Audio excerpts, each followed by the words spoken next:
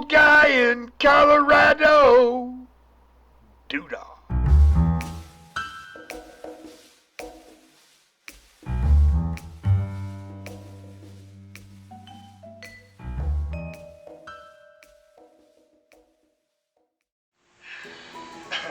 Hello everybody, old guy here, and homages to Mrs. Old Guy. I'm going to make some green chili. Now I made green chili before, I think it was my very first video, but it was really long and I figured I'd give you a revised version, so come on in, Mrs. Old Guy. I'm going to start with just a gallon of water in this pot, and I'm going to start throwing the veggies in. We'll go through these.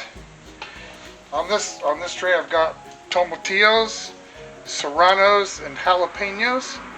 They've just been sliced up. Now I've got probably close to a half a pound of both serrano and the jalapenos, and I've got about 2.5 or 3 pounds here of the tomatillos. Try and get as many of these actually in the pot. Yeah. All right. Just keep going here, Mrs. Old Guy. I thought you'd get... Okay. So I've also got, on this cutting board, I've got 2 poblano peppers. I've got 2 green bell peppers, 2 red bell peppers, and 5 pounds of roasted and diced Anaheim peppers, or chilies, Anaheim chilies. And I like the Anaheims just because they are more consistent in flavor and heat level than the Hatch. Oh yes. The Hatch. So okay, we're going to add this all in here.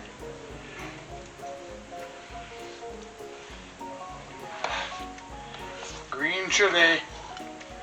Alright.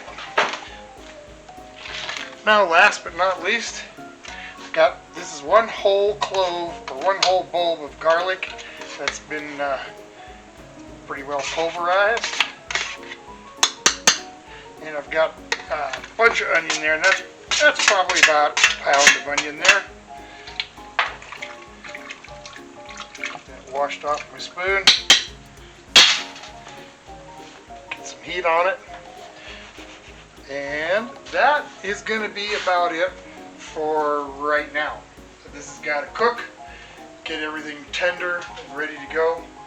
When I get to that point, I'll be back. This is going to take roughly 45 minutes to an hour to get everything tender. So we'll be back.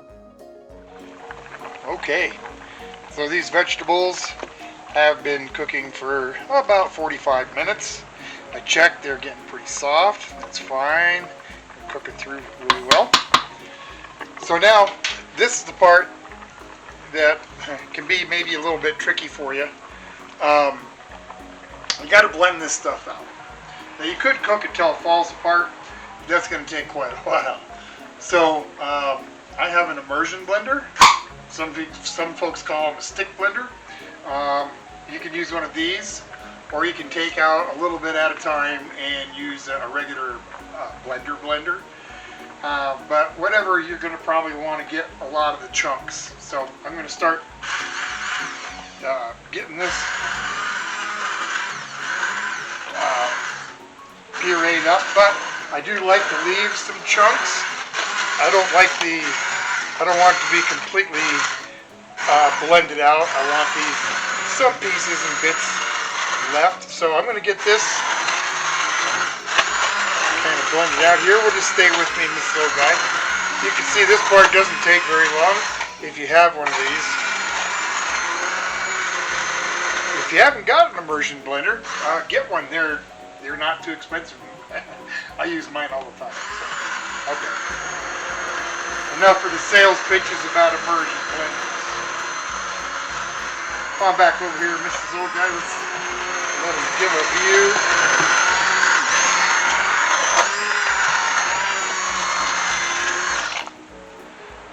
looks pretty good. It's going to leave some chunks in there. Go ahead and stay there, Mrs. Old Guy, and we're going to move on with the next step. And that is, I've got about 3 pounds of pork tenderloin that I've just diced up into some bite-sized pieces. I'm going to slide that all in there. Okay. Give it a stir.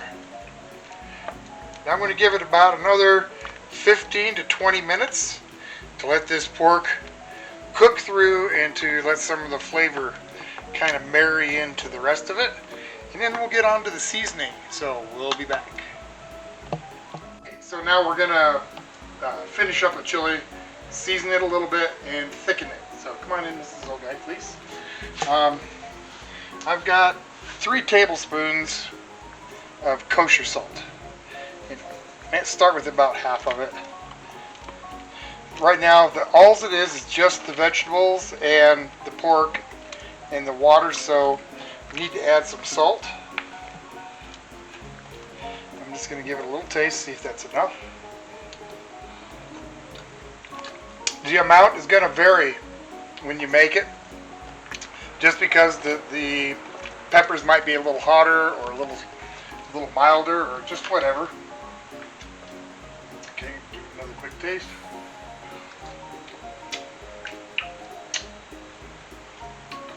That's okay. You can still use a little bit more. The amount more that it needs is just good to do when you have it at the table. Now, next thing I like to do is add a little vinegar. So I'm probably going to add, that's like 2 tablespoons or so. I'll start with that, just like with the salt, and I'm going to give it a taste.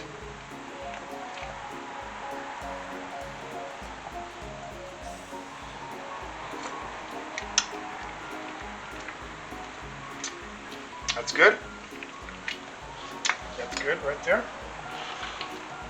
That gives it just a little bit of acidity, a little bit of zip. I mean, it's hard to explain, but it's really good. Okay, let's get on with it. Thicken this up. I've got some cornstarch and water. This is a cup of cornstarch. And just enough water to make it liquid. Come on in, Mrs. Old Guy.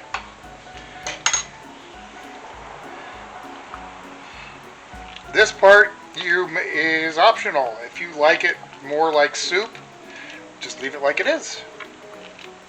If you like it thicker, kind of like as a sauce or whatever, like I like it, I prefer it thicker, like over burritos and stuff like that. Make nachos with it. Add that in, and when it comes to a full boil again, that'll thicken it as much as it's going to go. Alright. It really looks super, super good. It smells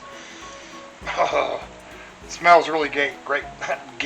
Smells great.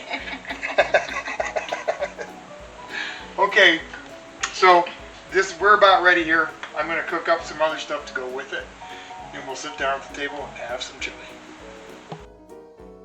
Okay, so I got just a little bowl here. I'm going to have some, I got these little street taco tortillas. Just going to throw a little ground beef on here. Just a little bit of cheese.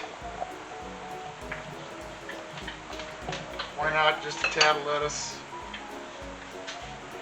Tomato. Yeah, kind of like a little taco here. Now, oh, look at those chunks of pork. Oh, yeah. Now, this is a fairly spicy green chili, but it's Serrano hot. So, Serrano's a little hotter than a jalapeno, but definitely not as hot as like a habanero. So, all right, let's give this a try.